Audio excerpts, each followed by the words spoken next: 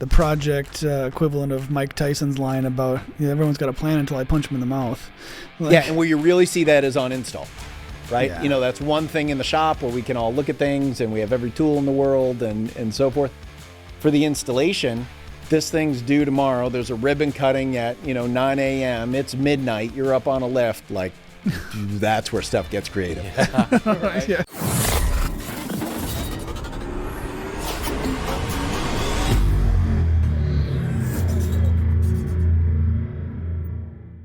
Built by sheet metal fabricators for sheet metal fabricators, Paperless Parts is the industry's #1 quoting and collaboration software, helping more than 700 shops across North America simplify every step of the quoting process in a secure, centralized environment. With patented technology, its automated costing and pricing logic is tailored specifically to your shop. By streamlining your workflow, Paperless Parts saves time, boosts profitability, and helps deliver an unbeatable customer experience. Visit paperlessparts.com to learn more.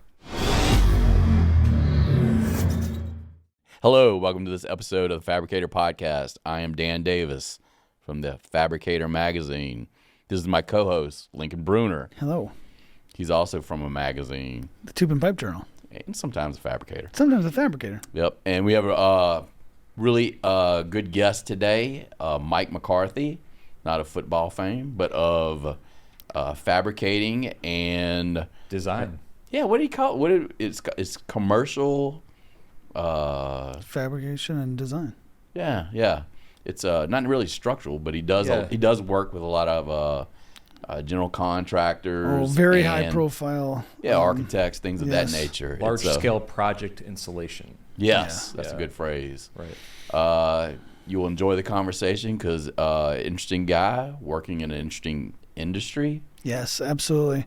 Well, he's got kind of the perfect amalgamation of what he was talking about when he came out of college, was design, art, and engineering, and it all comes together in one place where he's got a team of people all very much aligned with what excites him about it, which is let's solve problems. Yeah. Let's take these big concepts and make them into something. And I think anyone in the metal fabricating industry can relate to that. Yeah. He mentioned his work with local schools, inviting them in for visits. He actually also goes out and speaks to classes, both on the collegiate and the high school level. Sits on a statewide council for STEM and STEAM. So he mentioned STEAM, and I think that's kind of interesting in the sense that a lot of people think it's either like math and science and that's it. And his point was that art is also a necessary part of it because it introduces not only a different way of thinking about projects, but it just it's kind of good for at least his business, and I think it would apply to other fabricating businesses as well. So that would be science, technology, engineering, art, and math. Yeah, he majored in engineering and fine art. So it's like a perfect example of what he's trying to accomplish there. Yeah, kind of unusual, but not totally rare. It's I think people with that mental bandwidth to kind of take it on are able to do things that I simply would never be able to do. Well, when we look at the prop right in front of us, right, from our friends at Precision Tube, they take projects like this and go crazy with them at places like SoFi Stadium and things like the ultimate selfie project in Columbus, Ohio. You've got really high art concept stuff that's got to find its way into a fabricated piece somehow, and that's what they do. It's fascinating. Yep, you got to be able to see it and then build it. Nice combination of skills there. And that also gives an opportunity to plug not necessarily new, but at least a new name for an older institution affiliated with FMA. What used to be the FMA Foundation, which then became Nuts, Bolts, and Thingamajigs, is now known as SparkForce. I was hoping for some music, but there was none. Do we have official SparkForce music yet? Not yet. Yes. Give it time. It's on order. Yeah. SparkForce, the FMA Foundation. Yes. So if you have interest in either hosting a camp or maybe supporting scholarships for people interested in a career in metal fabricating, manufacturing, consider reaching out and learning more about SparkForce. You can find out more about the FMA Foundation at sparkforce.org. Is that true? Yes. Oh. Or if you want to say FMA. I'm used to people just messing it up. Me messing it up, so I wasn't ready for that. Yeah. Yes, Garrett? I was just going to say the longer version of the website, but that's not necessary. Oh, there you go. Sparkforce.org will get you there. But, DCL is like a perfect example of like where a career path can take you, and we're talking about the retention rate there, and they said they don't really have a problem keeping people because of the variety of projects. 20 or 30 years. Yeah. And they come back once they leave. Right, apparently. Because they realize that, they're not necessarily, well, they do have hot jobs, but some of them are a little bit lengthier than a typical job that might be found in a fab shop. And obviously the projects range from Captain Underpants for Scholastic. Is it America? It's a Scholastic headquarters in New York, but they have a fiberglass Captain Underpants busting through a wall somewhere in their office. Which, in all honesty, every home should probably have. I think Dan was making a push at trying to get access to that after they're done using it. Well, yeah, I imagine one time, it probably won't be selling as much, and they'll probably move on to some other characters. So there's going to be like a 25-foot Captain Underpants available for somebody's home. Or Dan Davis's. Do you think... I don't even know if... my neighbors would make a stink about it. That probably not going to work out. Anyway, so, Captain Underpants is just the start. There's going to be more exciting conversation up ahead on this episode of the Fabricator Podcast. Thank you. It's that time of year again. Time for all students pursuing a manufacturing-related degree in a 2- or 4-year program to apply for a scholarship from FMA's foundation, SparkForce. Eligible students can receive up to $3,500 per year for their program. Applications for fall 2025 are being accepted until March 31st. Get all the details and apply today at fmamfg.org. Join FMA in Louisville, Kentucky for the Coil Processing Workshop on March 25th and 26th. This 2-day event is your chance to connect with industry professionals, tackle your biggest processing challenges, and gain valuable insights. In a small group setting, you'll explore facility tours, watch equipment in action, and uncover innovative solutions for cutting, slitting, leveling, safety, and more. Don't miss this opportunity to advance your skills and strengthen your network. Learn more and register today at fmamfg.org. And now, back to the episode. Welcome back to the Fabricator Podcast. Today's guest, Mike McCarthy of DCL, Design Communications Ltd. That's right. Out of Avon, Massachusetts. So we're out of Boston, Orlando, New York, and then we got people all over the country. Okay. I'm out of Boston, though. Okay. All right. I said it slowly because I want to make sure I was pronouncing the town is Avon, Massachusetts. That's you did say it right. There you go. There you go. Yeah. One from one. This is going to be a great show. Yes. Thanks for joining us today, Lincoln. Yeah, it's great. Let's jump into it. You do some really interesting work with DCL. How did you get involved with this type of line of work? And have you always been interested kind of in fabricating, creating things? So personally, when I was a kid, I liked to draw like comic books and stuff like that. So I was sort of an art kid.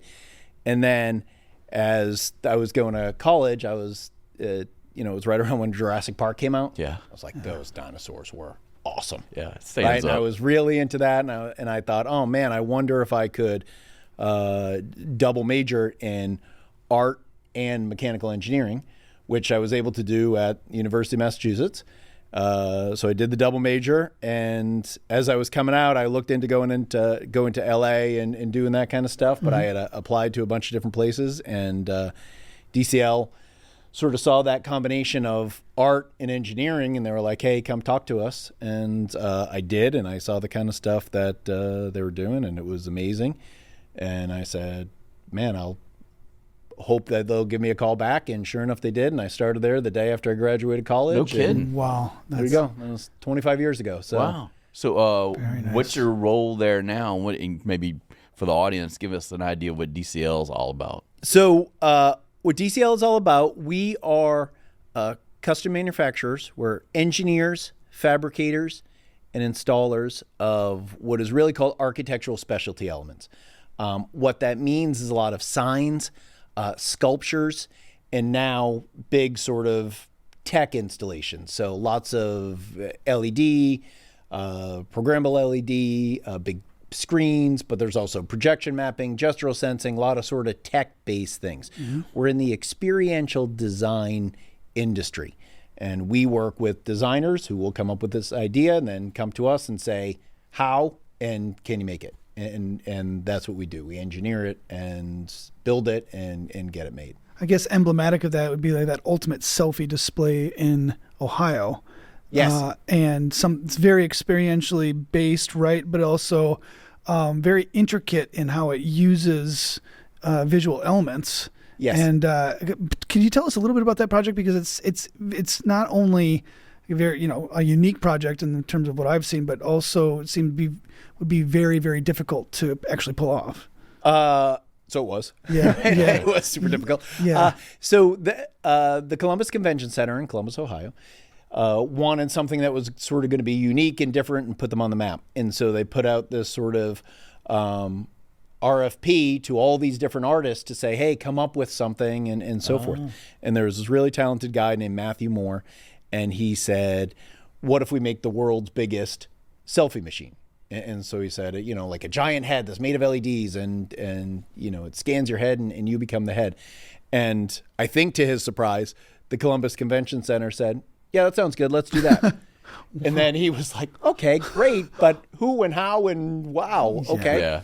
And so he came to us and so we figured out how to make a giant 14-foot LED head. So basically what happens is you walk into the back of the head, sit down, 32 cameras take pictures of your face, and then you become the head. The LEDs all sort of, work together to show your big head, now big head at 14 foot. What's great is that it actually turns, there are wheels on it, and it turns to a window at the end of the night and sort of displays to the streets of Columbus, Ohio, and all the heads that got scanned that day sort of loops through them as they as it plays, and all the people of Columbus get to see all the heads. So I was there one time. There was a cheerleading convention happening at the convention center, and there was just this long line of cheerleaders waiting to get their head screened. Sure enough, as we were walking around that night, it was looking out the window, and it kind of cycled through all the different faces that it scanned, and everybody got a chance to see their head 14 foot tall, which is either your worst nightmare or something you're really into, depending on your own level of confidence. But, right. It was super cool. And so they came to us. We figured out how to do it. We figured out how to segment those LEDs so that we could get the really curved shape. Because as you're coming around that nose, I mean, that's a pretty tight curve in there. Some noses are more difficult than others. This is a pretty standard I can tell you that. So that's certainly the case. But we did all that engineering, figured out how to do it, and then we built it. So we built the head structure, which is very, very large. We were actually moving to a new facility at the time, which was really good timing because we used to be right in the center of Boston, in South Boston, and then we moved to Avon, which is about 20 miles south, and we were doing that in 2017 as we were building that head, which worked out great because we never could have stacked the sections of the head in the old building. Oh, wow. And so it was the first thing to come to the new building where we have much taller ceilings and we could put it all together. Because you have to put it all together. You got to, prototype it. You got to really work it for, a long time before it gets installed. So that was a really cool project. It's called As We Are. It's in Columbus, Ohio.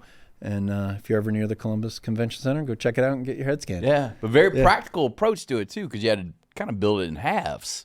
I think we built it in 3 sections. 3? Okay. Yeah, so we built it in 3 sections and then kind of, put those together. Because remember, it's got to go through paint and so forth. And then it has to be shipped, although it did ship pretty much as one unit to Columbus.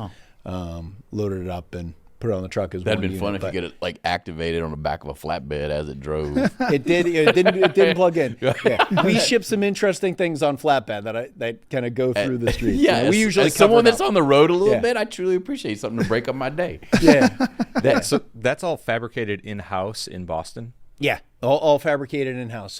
So we do everything in-house.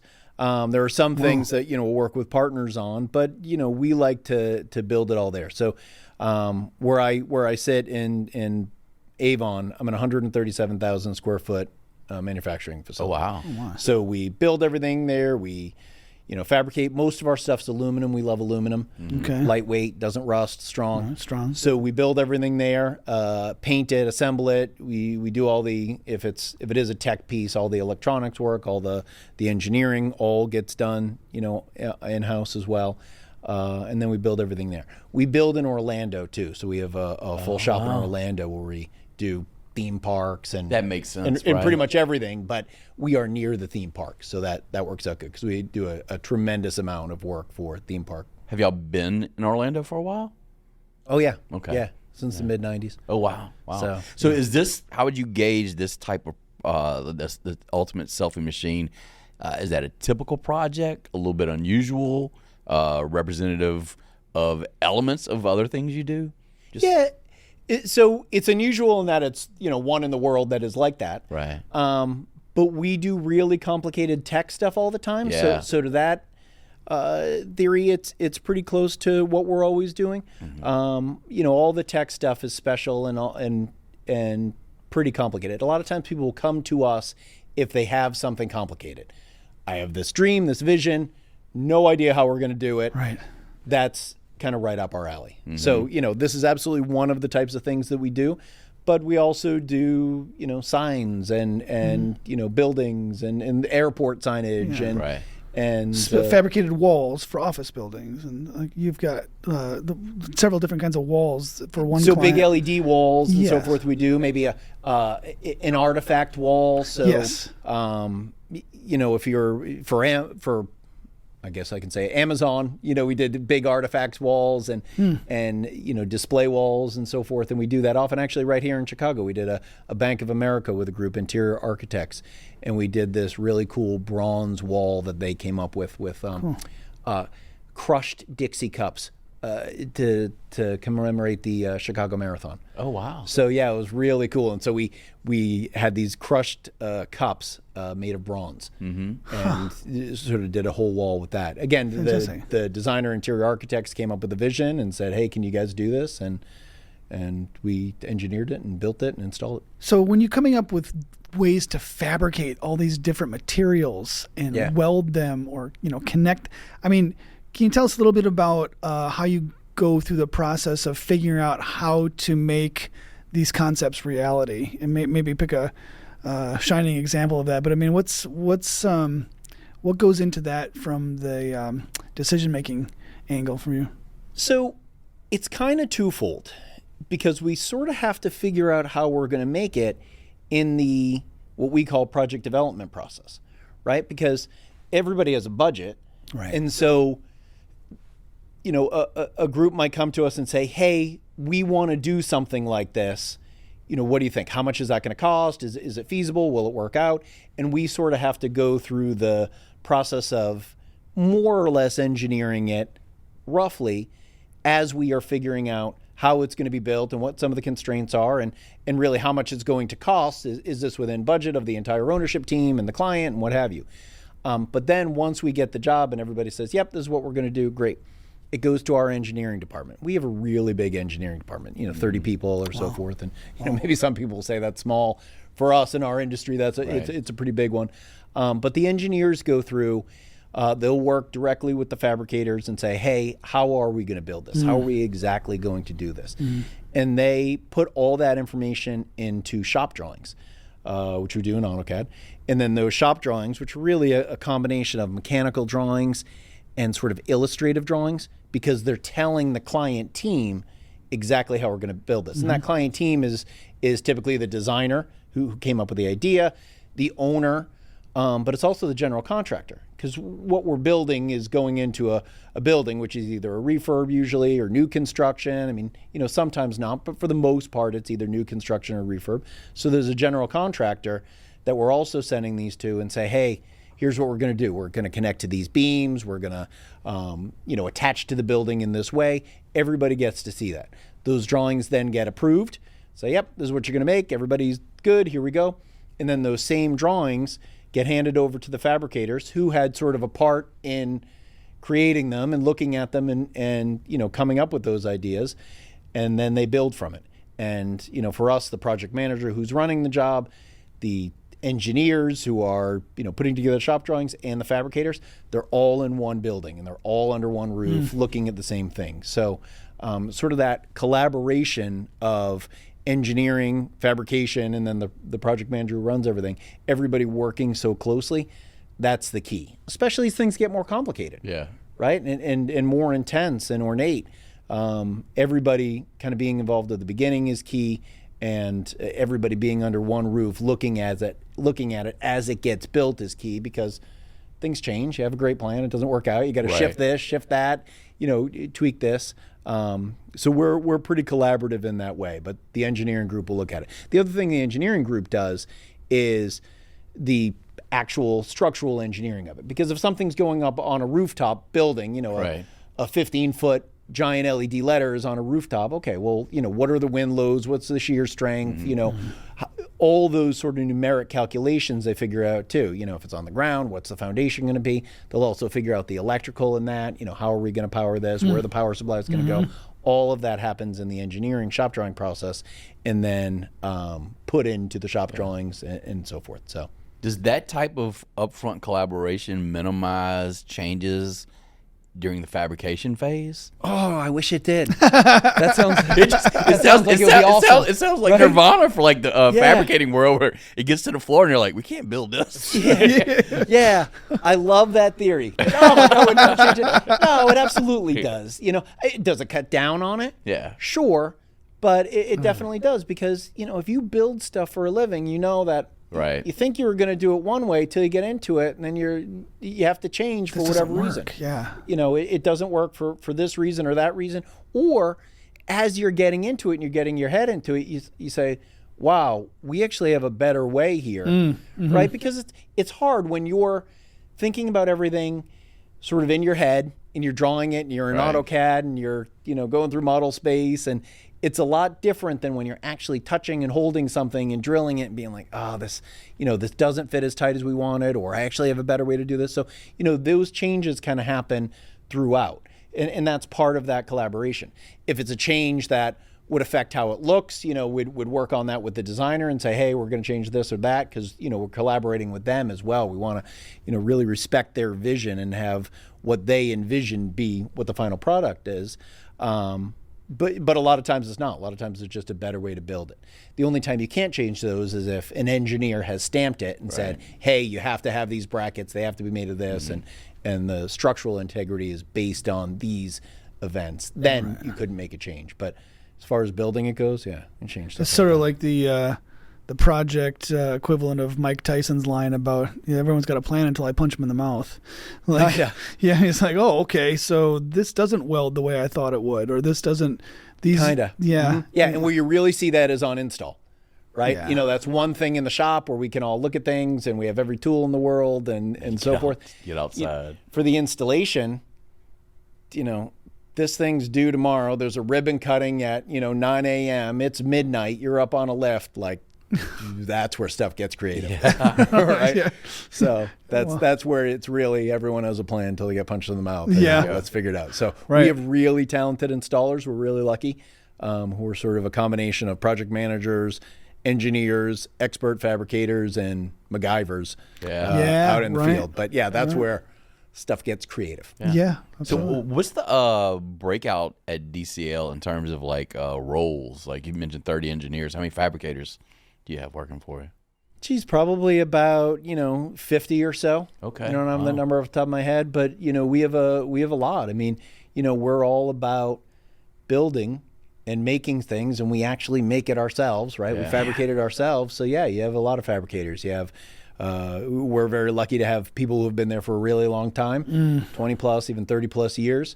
But we also hire a lot of, new young fabricators, men and women who are coming out of sculpture programs or have some other sort of background. We have race car drivers, and we have boat builders and theater people, right? If you built sets or whatever, really people who like to make things, right? Men and women who like to use their hand and build something, and maybe they want to have a secure job. They want health insurance. They want, a 401k and all those things that come with a really steady job. But, they're artists at heart.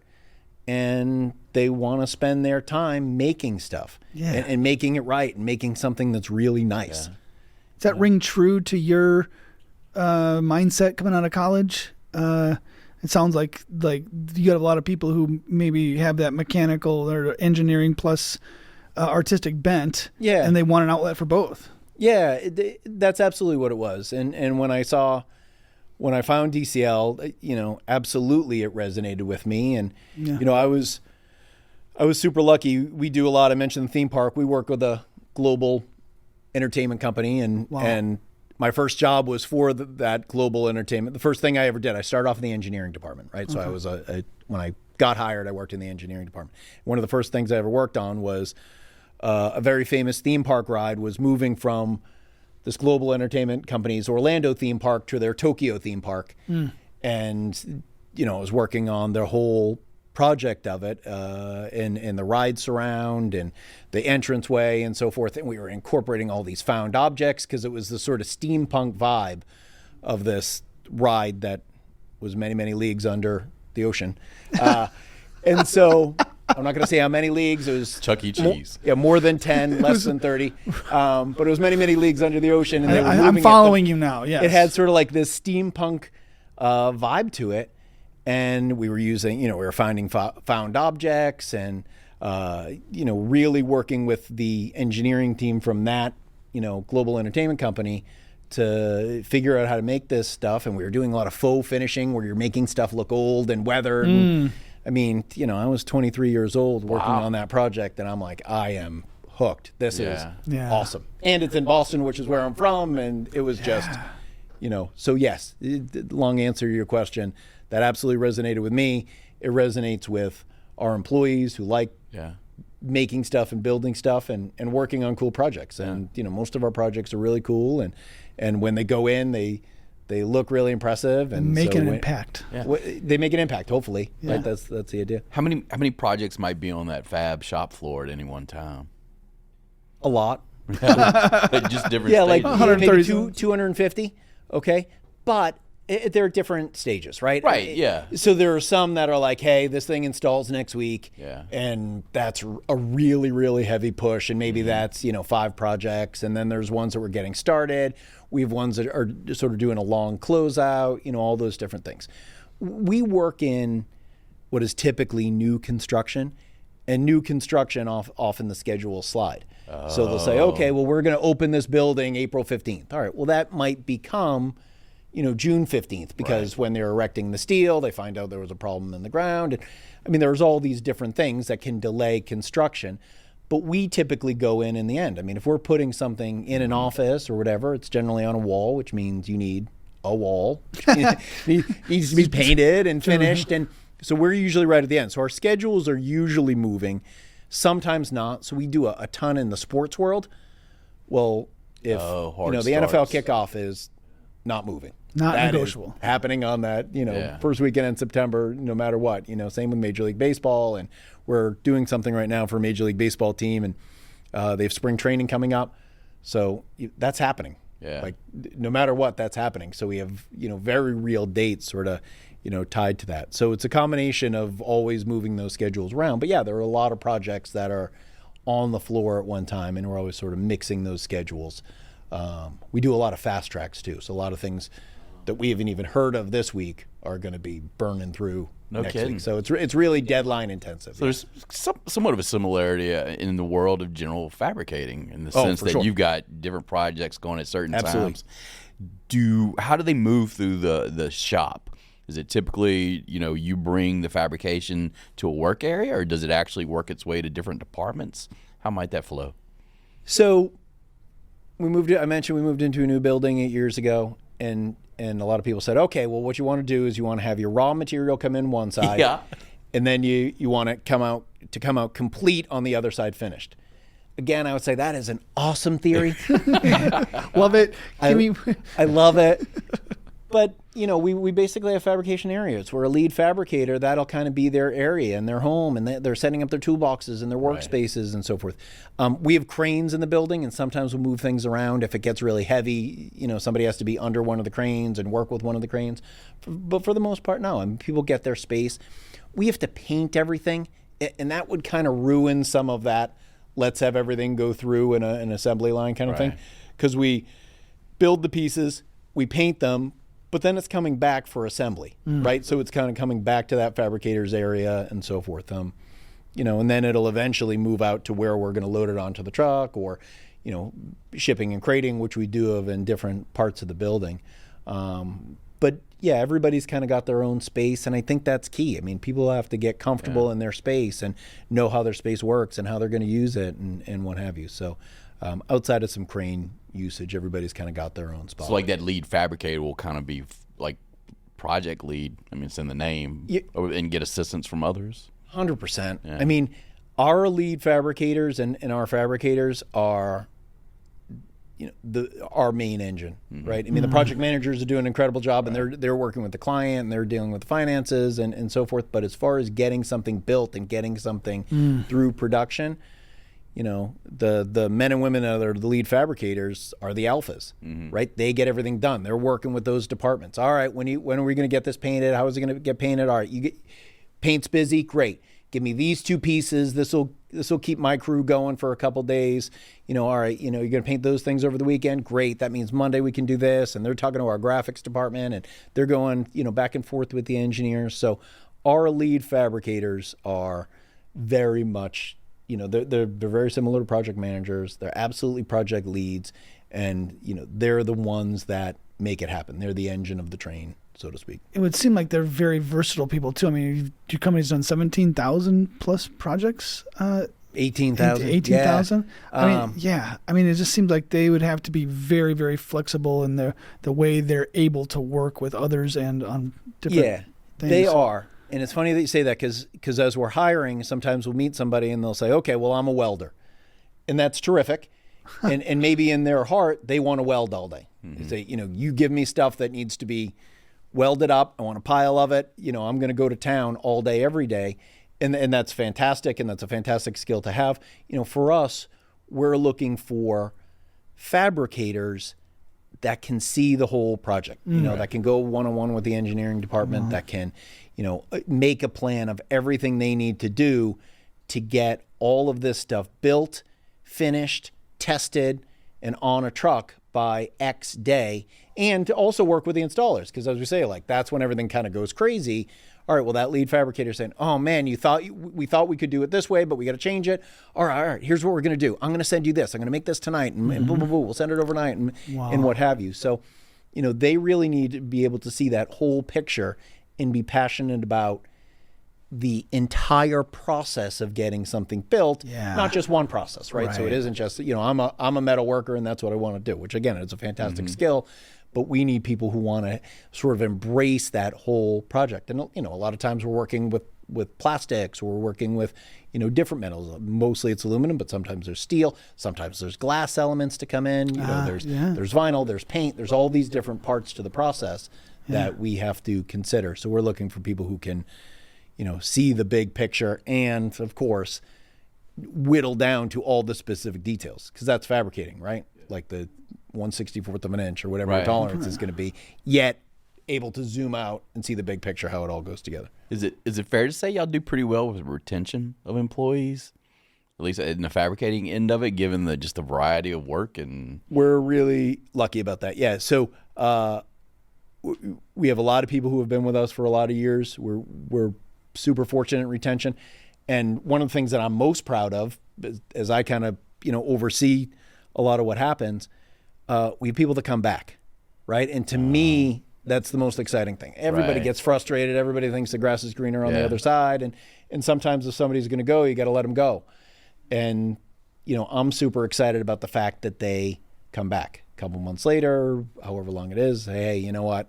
I really like it. You know, any chance I can get back in. And, you know, for the most part, we're like, yeah, great, absolutely. So rehires are no problem for you most of the time? Yeah. I mean, and people get to see what's on the other side, and I think that's good. Yeah. You know, for a fabricator's career development, like, you know, if you go to a different place and you see what's good there and what's bad there and what might not be right. But, yeah, I'm very proud to say we got a lot of people who return. A lot of times when people leave, they'll be like, all right, well, we'll see you when you come back. And, at that moment, they're not really ready for that. At that moment, like, dude, I'm never coming back. Yeah. This is the last time I'll ever see you. And then fortunately for us, hey, let it back. But that's a great thing. I'm really grateful for that. So given the variety that may help with in terms of retention and even bringing back former employees, does it pose a challenge? Kind of looking for the right people with the ability to kind of see the entire project, have interest in other areas, not just their specialty. So yeah, it does pose a challenge. But I would say hiring anybody is a challenge, right? People come in and they say, oh, I've done this and this and this. All right, well, maybe that's true and maybe that's not true. We always counsel new people. We say, look, pretend like you know nothing. I get it. You've been doing this for years, and you know this and you know that. Pretend like you know nothing. Let us teach you. Let us train you. Let us show you. One, that's just a good way to go. Just be all about listening in your first little while. Two, we may have specific ways that we want to do it. Right. Okay, all of which is great. But after that training process, let's lean on that experience, because we may have a specific way that we do things. But after you've been here for a little while and you get acclimated and you know everybody, you may say, hey, look, I know this is why you do this or that, but how about this way, right? What if we look at it like that? And we always try to be open to those new ideas that people have, that they've either, brought from places they've been previously or that they came up with on their own here, whatever it is. But yeah, we're always looking for people who can see the big picture. And the other thing that we found as far as, bringing on fabricators, people who click with us and work well in our system can kind of rise through our ranks pretty quickly, regardless of their experience, right? If they have that ability to take care of the details, because we're all details, but then mentally zoom out and see the big picture and keep everything going and keep a sense of time and keep a sense of moving everybody around and keeping everybody moving forward as far as the production and deadlines and so forth. If you have that skill, we try to identify that pretty early and be like, all right, great. You can be a lead. We have a couple young women who came and joined us right out of school. They actually went to UMass, where I went, and I met them on a time when I was talking to colleges and so forth, talking to UMass and presenting, and we hired them, and they were doing lead stuff, within 6 months. Wow. Because they had the skills. They were organized. They saw the big picture. They kept track of time, and to be honest, they worked super hard. Yeah. And they were really diligent and careful. We got to be super careful. Everything has to be right all the time. And so that checking process they're really good at, the double checks and confirming things are right before they go out to the field. And they were excellent, and they moved up the ladder, super quick. And so I wanted to ask you a little bit about the prominent fabrication processes that you're doing. I mean, we talk a lot about different machinery around here, laser cutting and plasma cutting and bending and folding and so forth. So what are some of the go-to technologies that you're doing for fabrication on your projects in-house? Is there one, or are you looking at different technologies saying, yeah, that we really want to do more of that? Yes and no. Okay. I think that we're always looking at new technologies. We use new fabrication technologies all the time, and we'll work with other partners who have, cutting ends. So we were talking about, specialized pipe cutting and so forth, and, maybe we'll work with a vendor like that or whatever. But for the most part, we use pretty standard fabrication techniques. We're almost, although we use primarily aluminum, we're almost similar to cabinet building, right? Where we're trying to build a lot of structures, build frames, route things to fit. But we're trying to build stuff, pretty large stuff, pretty lightweight. So it's a lot of aluminum extrusion. It's a lot of tubes and kind of creating that box or that giant, voluminous shape as lightweight as possible, right? Because it's going to hang off a ceiling. It's going to be on top of a building, whatever it is. But we use a lot of really just kind of simple table saws and brakes and we try to use some pneumatic saws and things like that. CNC, we use a lot of CNC, right? So we have a couple CNC tables. We'll use CNC to make parts we use it to cut letters and graphics and so forth as well. But as we're in that engineering phase, we'll make parts with our CNC. So we'll say, okay, well, we're going to build this structure. It's going to have these ribs. We'll come up with something on AutoCAD, and we'll cut all these ribs on CNC, and that will be sort of the center spine of this big curved twisting structure or whatever. I'm thinking of a specific big LED ribbon we made for Complexity, which is an e-gaming company out in the Star, where the Cowboys are in Frisco. But that was a really cool project, and we did all sort of twisting aluminum ribs is how we made sort of the big turn of the curve that we then sort of skinned in LEDs. So it's pretty precise fabrication, but we'll use the CNC to do some pretty complicated stuff. But other than that, our greatest tool really is the minds and the creativity of the fabricators. That's our secret tool. And we do have a very cool UV printer that instantly cures ink and can print braille signs and so forth. Oh, wow. So that's super cool. So we have some really cool pieces, but really it's the mind of the fabricator that is our best secret weapon. Yeah. We'd be remiss if we didn't talk about what are some of the memorable projects DCL's worked on that kind of stand out in your mind. So I like sports. I'm from Boston. I really like the Patriots. And Patriots. Not how we say it, but yeah. So we did Gillette Stadium, and we do a lot for Gillette Stadium and Patriot Place. That's also pretty much where I live. I live right by there, and so I get to see it every day. That's one that is close to my heart because, 6-time world champion New England Patriots. Like, what's better than that? No offense. Stop the press. I know. Yeah. Patrick Mahomes online too. Is he calling in? Patrick, we'd like your take on this. Yeah. So some of the sports stuff's exciting to me. The theme park stuff we do for the global entertainment companies, that's really exciting because it's always really fun stuff, and people say, oh, I went to that theme park and I saw the work and so forth. That's the park on the Royal Caribbean island I saw. We did do a Royal Caribbean island. Yeah. Oh wow, yeah. It's kind of amazing. Yeah, so we did big themed elements and so forth, and it's basically this island that Royal Caribbean owns, and so CocoCay, and it's called Perfect Day. Really cool piece. Did it in 2020. And so the timing of that was interesting. Wow. But yeah, that's a really cool project. So some of the thematic stuff is always fun. But there'll be projects that I just love that aren't even so visually striking, but it came through at a really good time, or the team did an amazing job on that, or it was great that we pulled it off, or so forth. So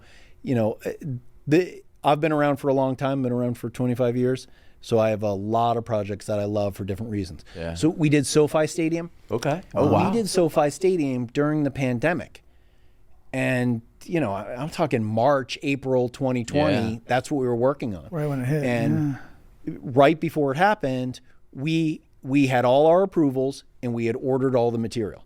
So that thing was ready for us to build as, late March 2020 came, and it's what we were working on the whole time. And that project never stopped during the pandemic. That was really built in 2020. So I love that project so much. One, because it's SoFi and it's beautiful. Football and stuff. It's Southern really California, unbelievable stadium. Yeah. But that's what we did during the pandemic, and that kept us going during that time, right? Because we make complicated, sometimes expensive things for places people go. Right. And here's the pandemic, a global emergency where people can't go places like that. That's not good for our business model. Not good for many businesses. Right. But SoFi was ready to go for us. So that has a huge spot in my heart just for that, because it was such a, important project at such an important time for us. Do y'all work on temporary stuff? Like these marketing type pop-up things? Sometimes. Yeah. We're typically more permanent. Yeah. We're big and heavy, and we're making sure that's that why thing's never falling down. Yeah. But at the same time, so we do a lot of work with Netflix. A couple years ago, they had the Emily in Paris season 3 premiere. Right. And so they said, can you build us a giant Eiffel Tower that goes on top of the canopy for the Paris theater? And so there's a famous... Yes. Well, that's Dan's exactly showing off again. Yeah. Dan's tremendous French skills. The accent really helped. Yeah, that was perfect accent. Thank you. And so we did. We said we, and so we built this Eiffel Tower for them that went on top of it. It lights up with purple lights and sparkling and what have you. So that was temporary. So there are some that we'll do, especially for clients, but at the same time, that's sort of an industry onto itself. Right. The exhibit industry, event marketing, trade shows, sort of a cousin of ours. And we do them. We just did a trade show related, kind of project, but that is an industry, and they like a lot more fabrics. They like, sort of lightweight stuff because you got to ship it, you got to put it up, and then it's down in a couple days. So kind of different structures, but we do some of it. For the most part, we're permanent. Yeah. And we like to think our stuff is never coming down. So it's funny, you live and breathe that every day, but yet in my head, I'm thinking if there's corollaries between the two. But as you describe it kind of makes sense.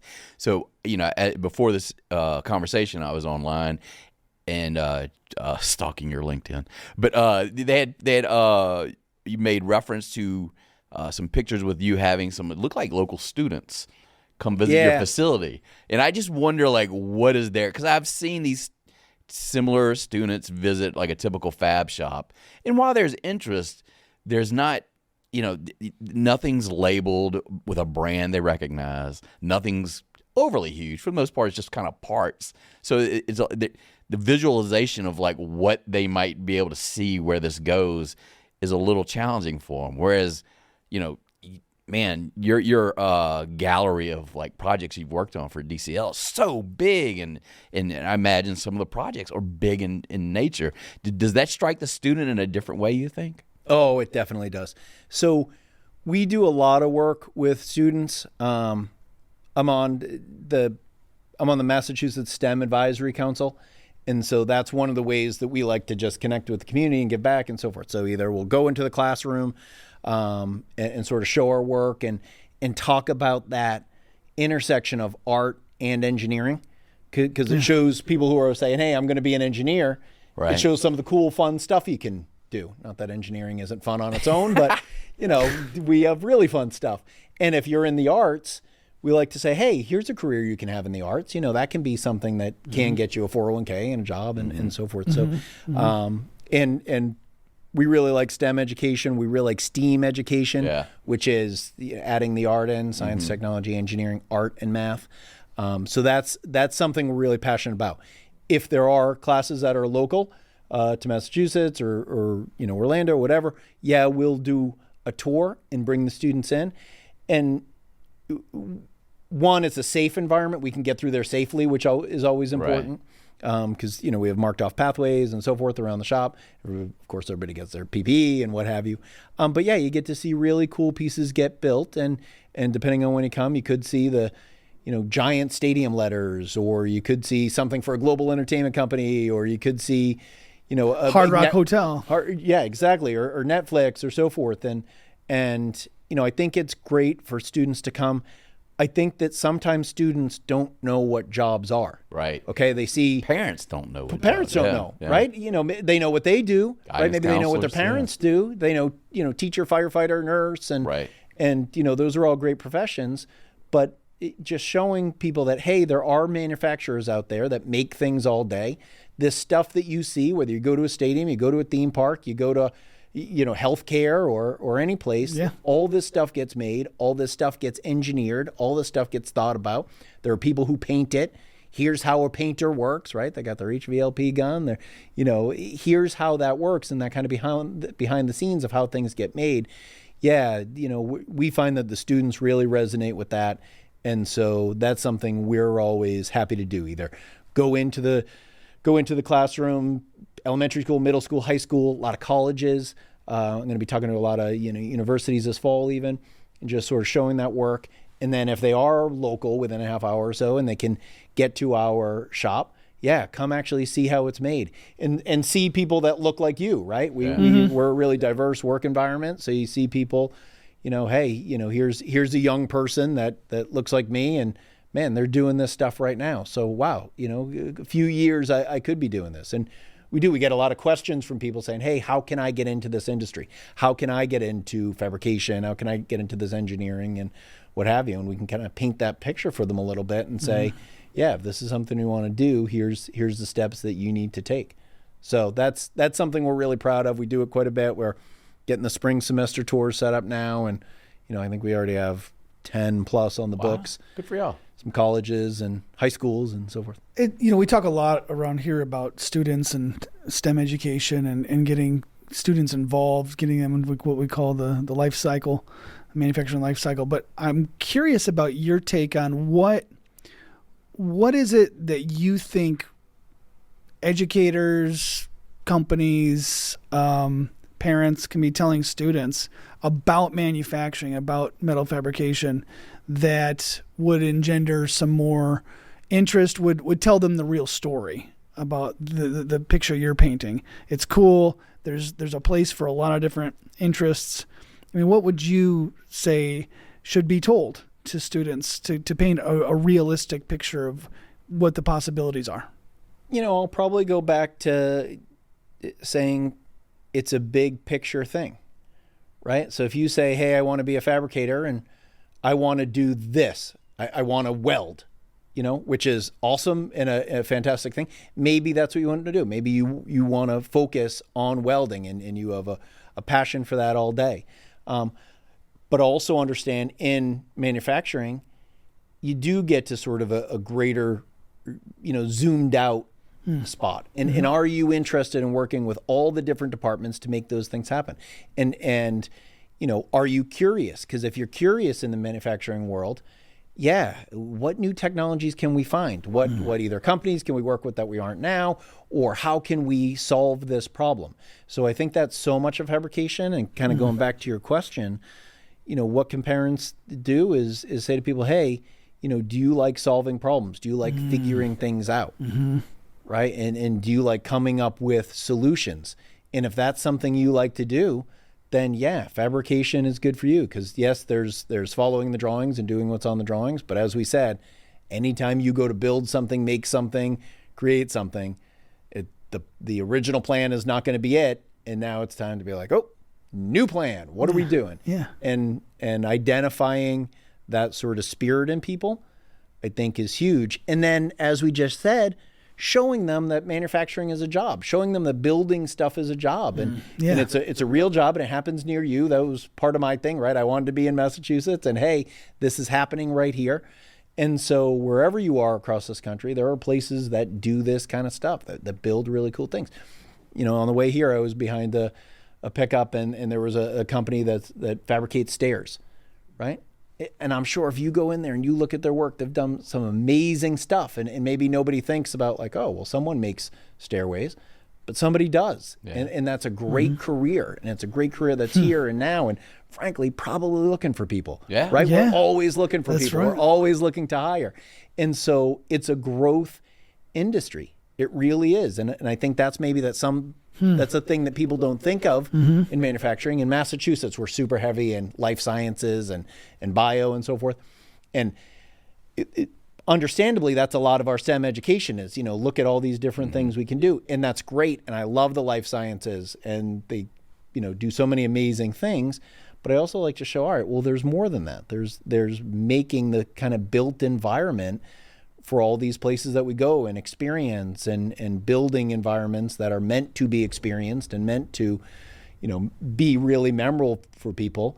That's something that we do. And that's an exciting thing. That's not maybe biology. It's not chemistry, but it's still absolutely part of the STEM world because it's technology, it's engineering, it's math. We use lots of math all the time. Right. And so showing that is very important to us, and we love to do that. And as parents go, or educators go, exposing students to different aspects of STEM, I think, is huge. Yeah. What's kept you at DCL for 20 plus years? And did you think you'd be there this long? I don't know if I was thinking about, you always think you're never going to be old, right? So, I've been in that boat. Hoping. Those illusions have gone away. Yeah. And so did I know I was going to be here this long? I didn't. Have I ever really thought about leaving? I haven't. Wow. I love the jobs we do. I love the people that work at DCL. I mean, the people that we have are so talented and so smart, and they're funny and they're fun to work with, and everybody is so aggressive in trying to get the job done. I like that, right? We are go, go, go all the time. And whatever roadblock comes, we're just like, whatever. All right, we got to get around that thing. All right, what's next? New roadblock. Hey, maybe we can blow this roadblock up. Like, let's, go through it. And I love that spirit of aggressively getting projects done and not letting anything stop us is great. And I will be honest, I have not really thought about leaving, but if I did, and I ever went someplace where people are just like, oh, that didn't work out, we were stopped by this. What? What do you mean? And so there are many things I love about DCL. That is one of them, is that everybody is so smart that works with us. And our clients too. Our clients are fantastic. And I love our clients. I mean, we have really visionary people that we work with, either on the owner side, the designer side, kind of all of it.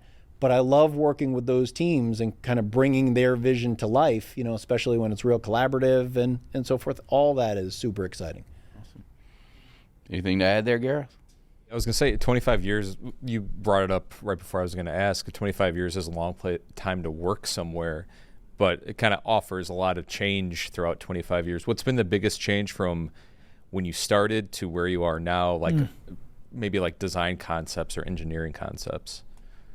Well, when I started, we were still doing neon, right? Oh, wow. It was the end of neon. Yeah. Right. I don't want this was 1999. It wasn't the end of neon as we know it. Yeah. 1997. Well, so neon can be beautiful, really hard to do. Yeah. Takes a lot of electricity. Those tubes break if you even look at them wrong. I've broken a lot of tubes in neon. It's such a nostalgic thing. Yeah. But yeah, I miss it. But I understand it. Now they have sort of like a faux neon that is also really hard to beat. Neon itself, no offense to the neon, the tube benders and stuff, but that shift to LED is a big technological shift. As far as DCL goes, we got much better at doing larger and larger projects, right? As if, you start, if you're an athlete or something, you start off and you're like, I got to lift some weights. You can't lift a lot of weight. You can't do a lot. And then as you work out more and more and more, you say, okay, well, I'm a lot stronger now. I can do much more. I have much more capacity and much more strength and knowledge and know-how to get larger and larger projects done. So our projects have grown significantly in size and scale and in scope. So that's been really fun to watch. And, like anytime you're growing, you don't realize how big we've gotten or the size of our projects, how much they've grown until you sort of look back and say, all right, well, what were you doing in 2002? And you look back at, some project and you did in 2002 and it was so hard and it almost killed you. And you're like, wow, that was a, $75,000 job. It was so hard and we worked on it for weeks. And now we do multi-million-dollar jobs with sometimes they're a lot easier. So you just kind of grow and you get those muscles and those capacities built up. And that has been great to see. But, really the 25 years has been all about the people that we work with that keep you there. Strengthening institutional muscles.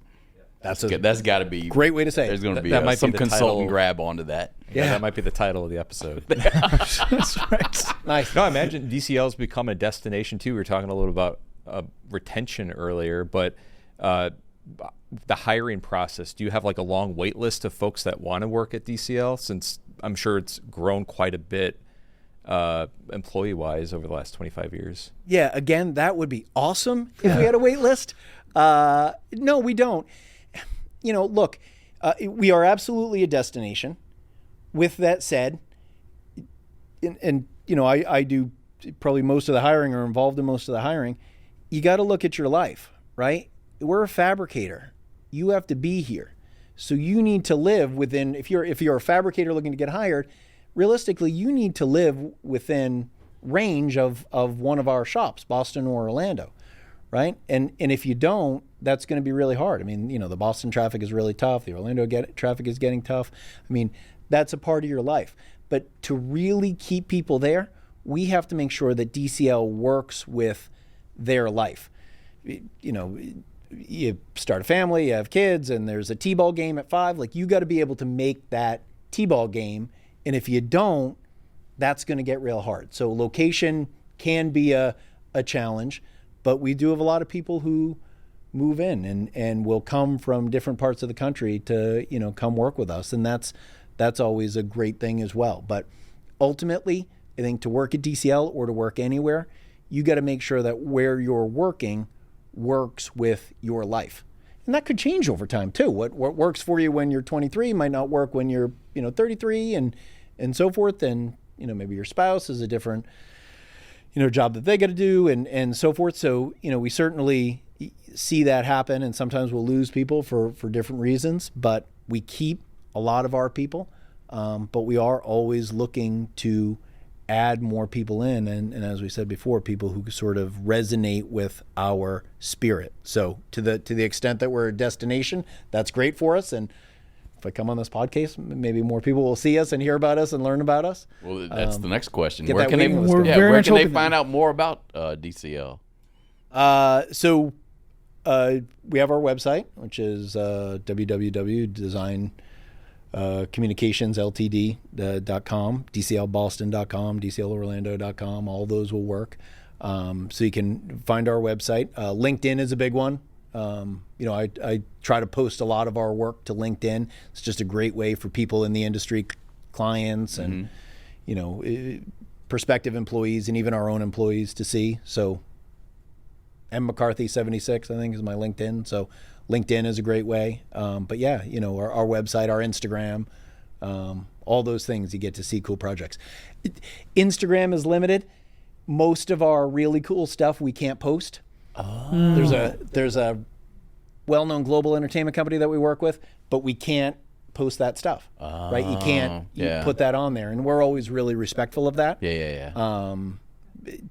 Because that's a 35 plus year client that we want to make sure that we're following all the rules and so forth. But a lot of our projects, so if we do a really cool corporate interior, a lot of times those corporate interior those corporations will say, hey, inside our office is for us to see, we don't want that out on social and so forth. So we're limited in what we can post, we're limited in what we can put on our website.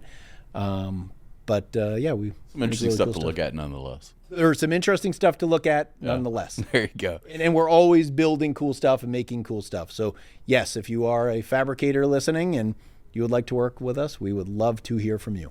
There you go. Yeah, I imagine the majority of the general public is probably walking through the country just seeing a DCL project is not even realizing that's a DCL project. Yeah, absolutely. We do a ton for retail, shopping districts and so forth. And to that point, I think most people go to where they're going and they're there to, do whatever they went there for. So if you're at the stadium, you're there to see your team. If you're at the airport, we do a lot of airport work. You're there to catch your flight and so forth. So, yes, our stuff fades into the background, but, I also think it's part of the overall experience of being at some place. And if you're at some place really special, maybe you go home and say, oh, that place is really cool. Do you have any insider knowledge as to where the Bears will be building a new stadium?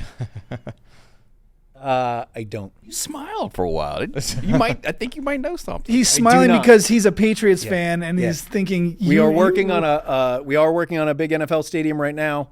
Also a cold place, but it is. We are not working on the Bears right now.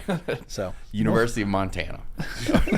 Wait, it's not. That is not the University of Montana. Go Grizz. Yeah. But it is a very cold, snowy place. All right. Anything else we want to add? All right. Thanks so much for joining us today, Mike. We appreciate it. Thank you guys. Traveling in too. I know it's been had some roadblocks along the way trying to get this interview. Yeah, the first flight didn't work out, but the second one did. Yeah, good to have you. Thank you guys so much for having me. This is great, and your podcast is awesome. And I will say, I was telling Gareth earlier, the Fabricator magazine is absolutely and has always been in our break room, our lunchroom, and awesome. Good to hear. And people are looking at it all the time. So when I told everybody that I was coming to do this, they were very excited. Awesome. Well, it's good to see people know. That's good. Always and fear meeting that. the famous Dan Davis.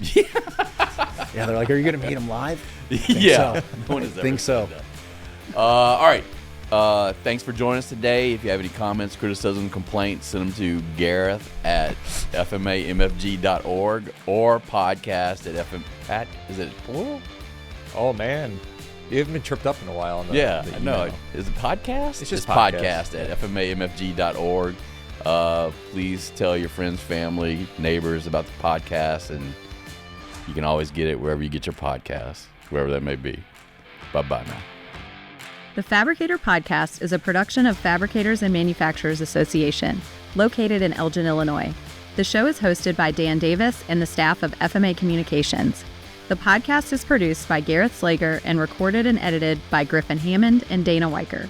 Sales support provided by Andy Flando. Additional production support by Elizabeth Gavin, Mike Owens, Billy Culpa, Pat Simon, Brandon Geyer, and me, Sarah Spring. Email us at podcast@fmamfg.org. Thank you for listening.